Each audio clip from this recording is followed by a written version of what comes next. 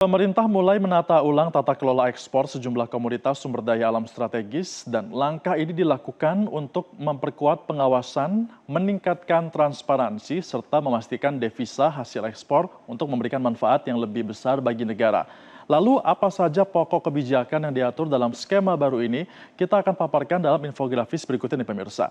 Yang pertama ini berkaitan dengan latar belakang dari kebijakan pemerintah menerbitkan peraturan pemerintah tentang tata kelola ekspor komoditas sumber daya alam strategis untuk memperkuat pengawasan terhadap ekspor komoditas unggulan Indonesia. Nah, kebijakan ini tentunya untuk bisa memperkuat apa yang dinamakan pengawasan oleh pemerintah dan juga yang paling penting adalah bisa menutup praktik-praktik kecurangan ataupun celah praktik under invoicing atau pelaporan nilai ekspor yang lebih rendah dari nilai sebenarnya, serta transfer pricing yang berpotensi mengurangi penerimaan negara. Selain itu, pemerintah juga ini menginginkan agar memastikan devisa hasil ekspor atau DHE ini tetap masuk pemirsa dalam sistem keuangan nasional yang lebih konkret. Kemudian melalui langkah ini pun transparansi serta akuntabilitas transaksi ekspor diharapkan bisa semakin meningkat. Jadi ini merupakan latar belakang pemerintah yang juga sudah beberapa kali digaungkan oleh Presiden Prabowo Subianto agar tidak ada kecurangan dan semua sumber daya kita itu bisa dinikmati oleh masyarakat Indonesia, manfaat dan juga hasilnya.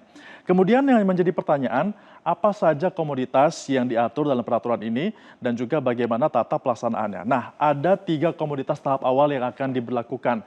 Yang pertama ini merupakan batu bara, di mana Indonesia ini memiliki sumber daya batu bara sebesar 97,96 miliar ton. Merupakan yang cukup banyak dengan cadangan yang juga melimpah di Indonesia. Kemudian kelapa sawit atau CPO, di mana Indonesia ini sudah menempatkan dirinya sebagai pengekspor CPO terbesar di dunia. Dengan pasokan yang kita miliki ini adalah 48% dari nilai ekspor global di seluruh dunia. Artinya kita memang bermain di CPO dan juga harus dimanfaatkan dengan semaksimal mungkin pemirsa. Serta ferroalloy atau paduan besi yang berfungsi sebagai bahan baku untuk nantinya ini digunakan dalam proses pembuatan dari baja. Ini juga berkaitan dengan ferronikel pemirsa ya, di mana memang ini merupakan sebuah materi yang sangat dibutuhkan dalam berbagai sektor industri. Ada juga kegiatan ataupun untuk bisa menjalankan kebijakan tersebut, pemerintah pun menugaskan PT Danantara Sumber Daya Indonesia sebagai BUMN ekspor.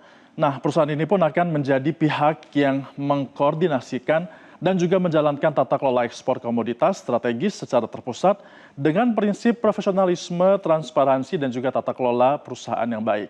BUMN ekspor ini juga telah diatur dalam PP nomor 24 tahun 2026 yang digagas langsung atau sudah diinisiasi langsung oleh Presiden kita Prabowo Subianto.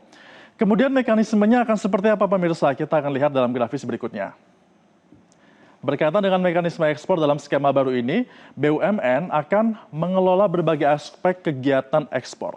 Mulai dari dokumen, kemudian juga transaksi, sampai dengan kontrak yang nanti akan diberlakukan oleh kedua belah pihak. Kenapa ini dilakukan? Ini dilakukan agar nanti pelaporan DHE-nya dapat berjalan dengan maksimal dan juga semestinya pemirsa.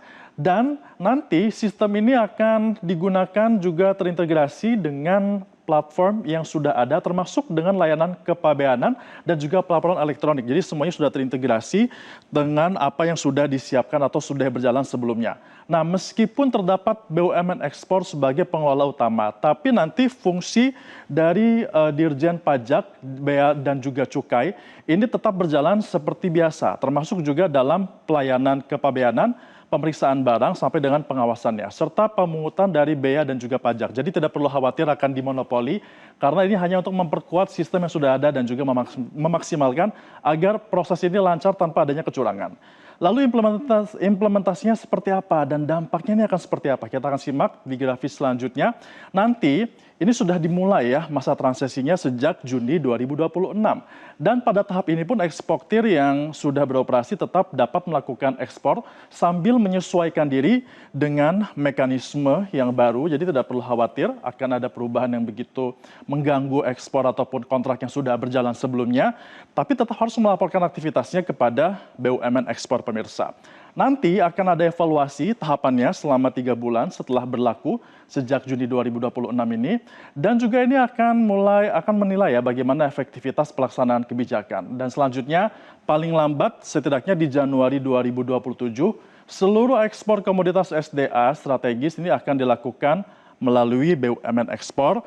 Dan juga ini diharapkan kebijakan ini dapat meningkatkan penerimaan negara serta bisa menjaga devisa hasil ekspor serta menciptakan tata kelola perdagangan yang lebih transparan serta akuntabel. Jadi tidak ada monopoli, tidak ada kegiatan yang merugikan. Kegiatan ini ataupun inisiasi ini tujuannya adalah untuk menyelamatkan devisa kita dan juga menyelamatkan sumber daya alam Indonesia agar bisa dimanfaatkan dengan maksimal dan juga hasilnya untuk masyarakat.